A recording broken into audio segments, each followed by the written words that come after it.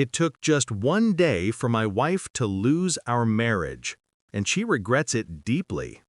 It started with a laugh. Not just any laugh, hers. It came from the kitchen, sharp and unfamiliar, the kind of sound that doesn't belong to a woman talking to her husband. I was in the living room, sitting behind the half-closed door, pretending to check work emails. The tone of her voice, soft, playful, just a little too warm, made my hand freeze on the keyboard. Her phone was on speaker. I heard a man's voice, deep, smooth, confident. I didn't recognize it. She giggled again, then whispered, "Stop, you'll get me in trouble." My stomach dropped like I'd swallowed a stone. The conversation ended quickly. I heard her footsteps, her voice changing instantly, casual, cheerful, normal, as she walked toward me. She didn't know I'd heard. "Want tea?" she asked, smiling. I looked up, forcing a half smile. Her eyes didn't meet mine long enough. Something shifted that moment, quietly, fatally. A silent fracture under the surface of a perfect marriage. And I knew. Something had begun, something that would end us both, one way or another. For the rest of that evening, I said nothing. I just watched. Every glance, every word, every breath she took felt rehearsed. When she laughed, I wondered who she was thinking of. When she smiled, I wondered who she was texting. And when she said, "I love you," I wondered if she still meant me. That night, as she slept beside me, I stared at her phone charging by the bed.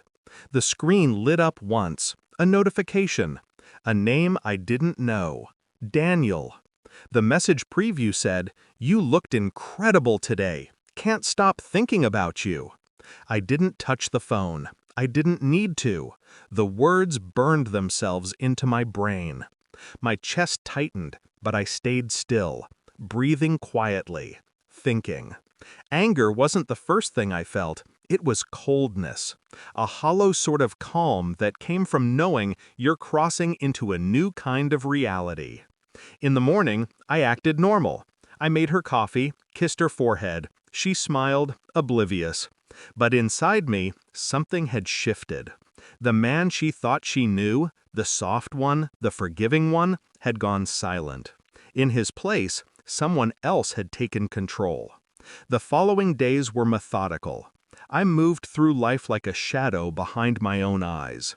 When she went to work, I followed, not too close, just enough to see the truth unfold naturally. She met him once, outside a cafe. No physical touch, but her eyes told the whole story. The way she looked at him, soft, eager, alive, was the same way she used to look at me years ago. That was enough. I didn't confront her. I wanted her to think she was safe, that the web she was spinning was invisible. But I was watching every thread. I went further, quietly, accessed her cloud photos, her location history, the Uber receipts she thought she'd deleted. Patterns appeared, dates aligned. One night, she told me she was meeting a friend for a late dinner. I told her I had to work late too. Instead, I followed. She didn't go to a restaurant. She went to a hotel, room 308. I didn't go inside, didn't knock. Didn't make a scene. I just stood there in the hallway, staring at the door, listening to the muffled sounds on the other side, her laughter, his voice. I left quietly, like a ghost walking away from his own grave. That night, I didn't sleep. I didn't cry. I just planned. 2 days later, I requested the hotel security footage.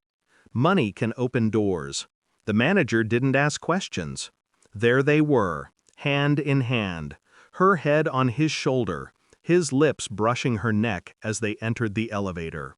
I copied the footage to a drive, watched it once. Once was enough. That evening, when she came home, I was sitting at the kitchen table with my laptop open. Her smile faltered the moment she saw my face. "Everything okay?" she asked. "Yeah," I said, coldly. "Sit down." She hesitated, then sat. I turned the screen toward her, pressed play. Silence. Just the low hum of the refrigerator and the sound of her breath catching in her throat. Her face drained of color. Tears came fast. She started shaking her head. "It's not what it looks like," she whispered. I didn't respond, just stared at her, steady, empty. When the video ended, I closed the laptop. She reached for my hand, but I pulled away. "Why?" I asked softly. Her lips trembled. I don't," I interrupted. "Don't lie again." That was it. No shouting, no breaking. Just a quiet end to something that had already died long before. The next morning, I left early, went to the bank, froze the joint accounts. I met my lawyer. The divorce papers were ready by noon. I slipped them under her coffee cup when I returned home. She was sitting on the couch, eyes red, still wearing the same clothes from last night. When she saw the papers, she broke. "Please," she cried, "don't do this. It was a mistake." "Just one night." "One night," I repeated, then smiled faintly. That's all it took to destroy everything we built. She tried to grab my hand again, desperate. I stood, taking a small box from the shelf, our wedding rings, now separated. I placed hers on the table. "You lost this before you ever took it off," I said. Then I turned away. Her sobs followed me down the hall, but I didn't look back. Outside, the sun was bright. It felt wrong, how normal the world looked when something inside you was being quietly buried. But in that moment, walking to my car, I felt something strange. Relief. Pure, absolute relief. It's been 6 months. She still calls sometimes. Sometimes she writes emails, long, tearful apologies that end with, "I miss you. I regret everything." I never respond. She's dating again, I've heard. But every photo I see of her online has that look. Empty, unfocused, like she's smiling for survival. As for me, I moved into a smaller apartment, quiet neighborhood. No noise, no drama, no lies. I don't hate her. Hate gives her power. What I feel is colder, indifference. People say revenge is sweet. They're wrong. It's not sweet. It's clean. The day I handed her those divorce papers was the day I buried the last piece of who I used to be. Now when I see couples laughing, holding hands, I don't envy them. I just wonder how long it will take before one of them whispers something they can never take back. Because it doesn't take years to lose love. It takes a moment. A single, careless moment. And for her, that moment cost everything.